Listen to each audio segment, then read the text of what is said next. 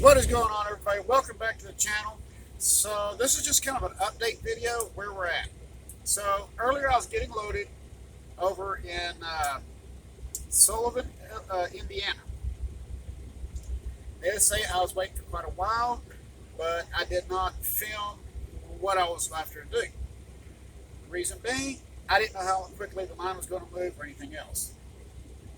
So earlier we did the roof walks. And as you can tell, I've cleaned up the lines.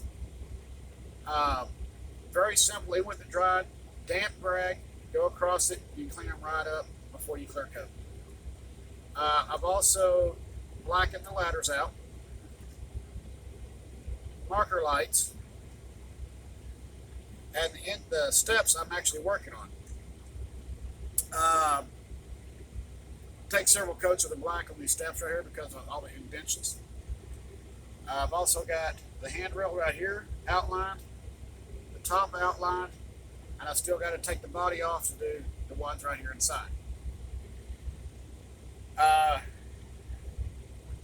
wife has already done calls, said, "What's this about NDM lettering?" I have to order them. This will be the first NDM caboose on my roster. And then I got a couple of more cabooses I'm going to redo as well. And those will actually have, one of them will be painted in a Tuscan red or a primer red and be clear coated, but it'll have F&M lettering on it, and I'll have another one like this with F&M lettering on it. So I plan on having about 4 or 5 of these in the roster in the NDM F&M. But again, I want to show both periods of the NDM and F&M Railroad down in Mexico. Also, we have a Kinky Shero update. Let me grab the body here. Alright, so this right here is the body that I've been working on. That's about as far as I got this ride. Take a break for it to kind of think about how I was going to do this. This body is not scale length. Scale length is 21 inches. It's actually 20 and a half, but over the couplers it is 21 inches. So, I'm not going to scrap this one. I'm going to finish cutting it from right here and coming down so I can bring the body height down and round the edges on this and get everything ready for window cutout and stuff like that. Now what I'm going to do, since I'm not going to scrap this when I'm keeping it, I'm going to turn it into a kitchen car. In one of the videos I mentioned about the Kinky Shero cars and the ones I'm building, I wanted to build a articulated, like the Southern Pacific did, only using the Kinky Shero body.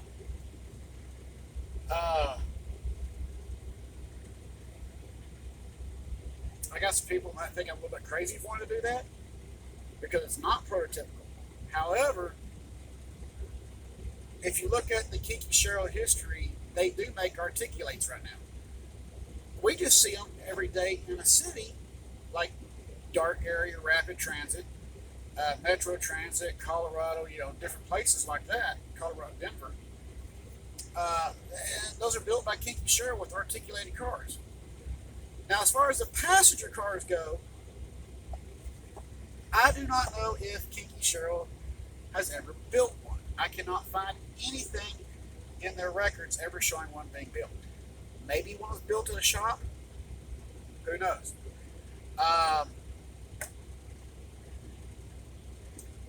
But other than that, I cannot find anything. Maybe they had one on the drawing board. It was never produced. Who knows? Maybe they did produce it and it just didn't sell. But if not, and they have never done one, hey, Kinky Shero, guess what? I'm building the first articulate model. Give me a call. We'll talk about doing business and me designing it for you. That's a joke. But if it was ever really happened, I'd probably, excuse my language, I'd probably shit a brick.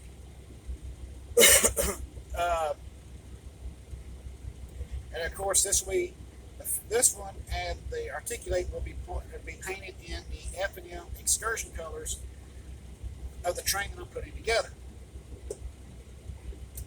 Most of my stuff is 1950s, 60s scratch build that I have purchased off of eBay and rebuilt. So there is a lot of scale cars on there. That's getting reworked and repainted for this train. Again, it goes back to, I know I'm going to have a big, powerful locomotive. I'm looking at 2 Hudsons. They do not have to be Lionel as long as they're scale. A Williams, MTH, whatever. Because one of them will be repainted in F&M colors, kind of much like the Southern Pacific Day Line. It went from its War Baby scheme to the American Freedom Train to what we see it today. And all of that also comes down to this articulate as well. This one I'm going to start working on again. I just got to figure out where I want to place the windows and how I want to make the kitchen car look so it looks right in the lineup. Because the next 2 cars for this one will be 21 inches over the coupler. 21 inches on each end. This sitting in the center between that. And that is going to be one long articulate. Which is part of the reason why I run 096 curves. A lot of my locomotives right now, which I have 4, I have a 2020 steam turbine, 1946, that was my father's, that never ran until I got a hold of it, and then Ron at Classic Model Trains repaired it for me. And I'm still never, so I'm very, very grateful to Ron for that. And then I have a 1948 2025 462 that I purchased it off of eBay for next to nothing. And the guy said, "Oh, it doesn't run." I cleaned it up, cleaned the contacts on the E unit, threw brushes in it, and oiled it. Put it on the track, and took off down the rails. I still got to fix this ender though. It still has a short in it. That looks like it's a grounding issue, like the trucks are grounding out to the frame. So it just needs a fiber washer or something like that. And then I have my 2040, little 242.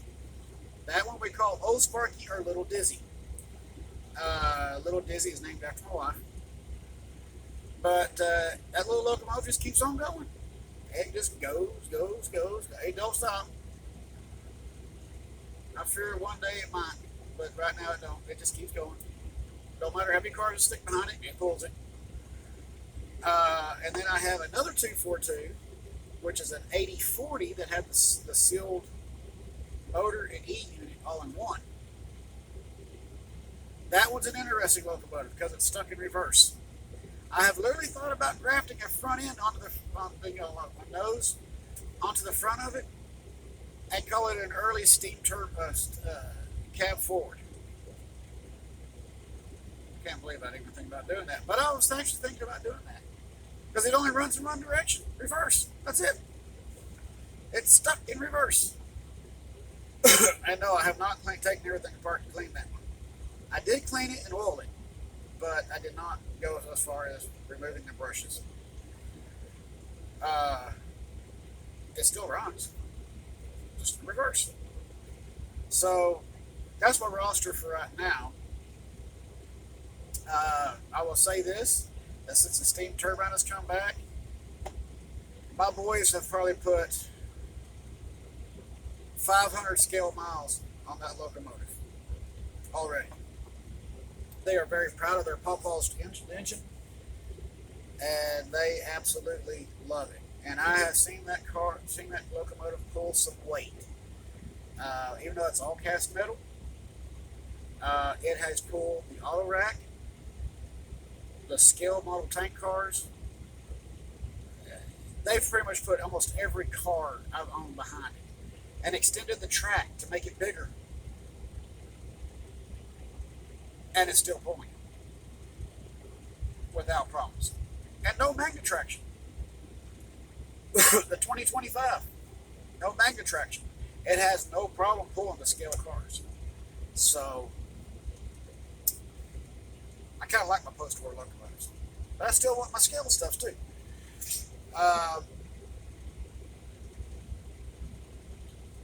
We got another kit bash coming up, which will either be this week or next week. We'll do an unboxing on it because it came to the house today. And there's another unboxing that we're going to do, kind of 2 into 1. I will be upfront and very honest. The first unboxing, I scored it off eBay, $10. The other one, I scored it from off eBay for $3. And this was going to trick y'all out, but I got a plan with that other one. Give y'all some ideas of some stuff that you can do. So other than that, that's where we're at right now. Again, I'm going to have to put back money because I need to buy some 072 switches, which either that or Ross switches, so that I can get some other stuff sold and start working on the switching layout. I'm actually finishing up the diorama before the wife kills me for not getting it finished. And we'll do some more videos on that one too.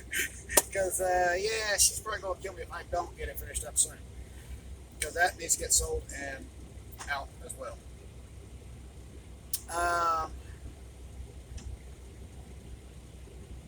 Yeah, and then we're going to build some more Kinky Shiro cars. We're going to keep doing this in between with the Kinky Shiros. Because I've got literally 18 to 19 of these to make. And that's just for the excursion passenger train. That is a lot of cars to have to make. So I'm going to do some experimenting with possibly laying down the shells in fiberglass. And that way it makes it smoother to get them built.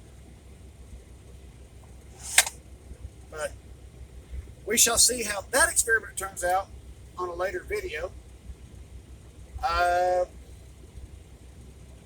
Yeah, I mean, things are just coming along. There's just a little bit at a time, but we're knocking them all out. And I do need to get a video up of all the scale cars that I have saved so far, which I will try to do that this weekend. Or not, well, I don't know if I'll be home this weekend, but as soon as I get home. I do have a few more cars I need to get scaled 3-rail trucks for to go on there, which I believe is like 7 cars. So we got that one, 7 on that one, 7 or 8.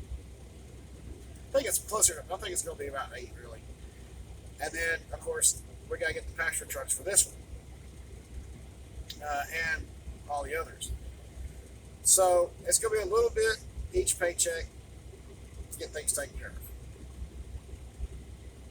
We are going to shoot another video on the caboose one last time as we get ready to finish it up, and I finish up the details and whatever little things I may have missed. And I definitely will do another video once I order the NDM graphics to go on here, and then we're going to clear coating with a probably a satin, either a satin or a matte. I haven't decided yet, because I still want to give it that like it's fresh out of the shop build, or like it just took possession of it, you know. So we'll see. One step at a time. One thing at a time. Also, I had a subscriber who said that because of these kit bashes I'm doing, it makes him want to kit bash some of his old cars. So the old damaged ones. Hey, this is what this hobby is all about. Having fun, using your imagination. And I will be honest when I say between the kit bashes I've already done and the stuff I've built over the years, without God, that wouldn't be possible. It's up here. It was his knowledge, my father's knowledge, a whole lot of things to really say thank you for. But main thing, I thank God every day that He allows me to do this. Uh, and I look forward to doing this for y'all, because this is a big thing that I like to do for y'all. Whether it's a kit bash, just running the trains, getting my kids involved, being video bombed, building something, the water tower. I built the water tower absolutely out of nothing. It was nothing more than a small vegetable can from Walmart that I took a plastic bottle, wrapped it, pinned it, painted it, built a tower for it. Which I got to extend that one up a little bit more. Stuff like that. Stuff I enjoy doing, including the diorama.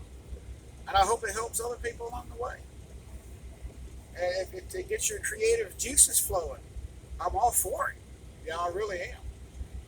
Much like the first Kiki Cheryl car built, I'm actually looking at right now, taking it and remaking the roof on it. And possibly even putting a whole new frame underneath it. And doing some modifications to it so that everything lines up with the rest of the cars. There's just a lot. You can do whatever you want. Get your creative juices flowing. Take a look at something that says damaged. I would love to get another set of 027 passenger cars, put them together, and completely modify them. Just because it's fun,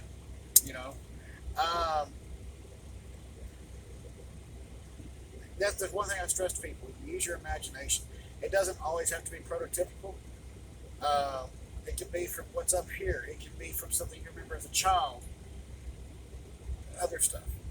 So that's my spill on it. And to the subscriber who told me that it makes him want to get out his 027 or old 9L damaged stuff and kit bash them, go for it. Do it. If you need some help, drop me a line. I will help you in every way I can. It's what I do. I love doing this stuff. So if you need some help, I'm always here for you. Something we can figure out together. And remember, stay out of the hobby shops when you do this unless you absolutely have to. Find other resources, even if you have to create. That's a big thing with it. The hobby shops, you go in there, you're going to spend a lot of money, and then you're like, why did I do this? But if you go looking around and know that you can modify something to get the look that you're after, then you're ahead of the game. As always, please hit like and subscribe. It helps the channel grow. And please keep the shiny side up and the rubber down. See you on the next video, and that will be sometime tomorrow. Take it easy. Good night.